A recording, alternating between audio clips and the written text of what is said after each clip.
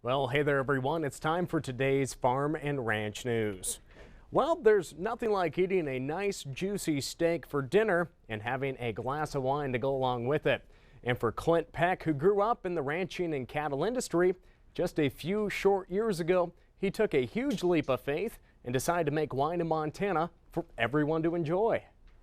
You know, we started this thing sort of on a shoestring. My first crush, I crushed 2 bins of grapes. When I started out in 11, we've been ramping up. Right now, total we'll crush about 60 bins of grapes. It'll be probably about 60,000 pounds of grapes by the time we get done. 70 barrels of wine total, probably from this year's production. A lot of people ask me, they say, well, how's this year's grape harvest?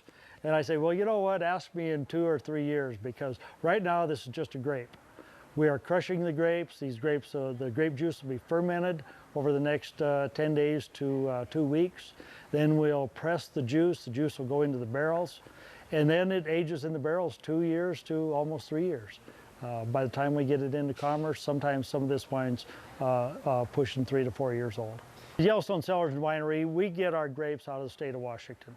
Our philosophy is that we can travel a day's drive, albeit 750 miles. We can travel to where some of the best wine grapes in the world are grown, in the Yakima Valley of Washington. So that's what we want to do. That's the way we choose to source our fruit. We think we make some really nice wines. Right now, I think we'll make about 12 different varietals from this year's crop. We bring the grapes home in the bins.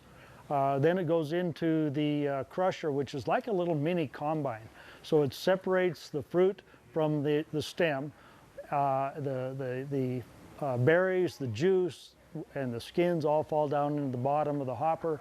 That's pumped out into the fermentation bins, and then that's what we inoculate with our cultured yeast to get the fermentation started. So it's like a little combine, and then we start the fermentation. We will inoculate with a cultured yeast, and then we'll let it ferment. We test the juice every day for specific gravity. As we produce alcohol, the specific gravity of the juice drops. Once that specific gravity stops dropping, then we know that we've converted the sugars, used those sugars to produce alcohol. We'll be in the range everywhere from about 13% to 15.5% alcohol on most of this wine by the time it's fully fermented.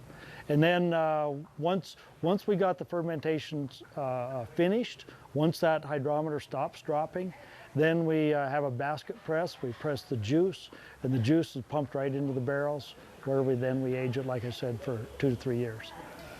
And you can learn more by visiting YellowstoneCellarsandWinery.com. And you can also visit the tasting room in Billings, or heck, find a bottle of wine in a store near you in multiple locations across Montana. We'll be back after this.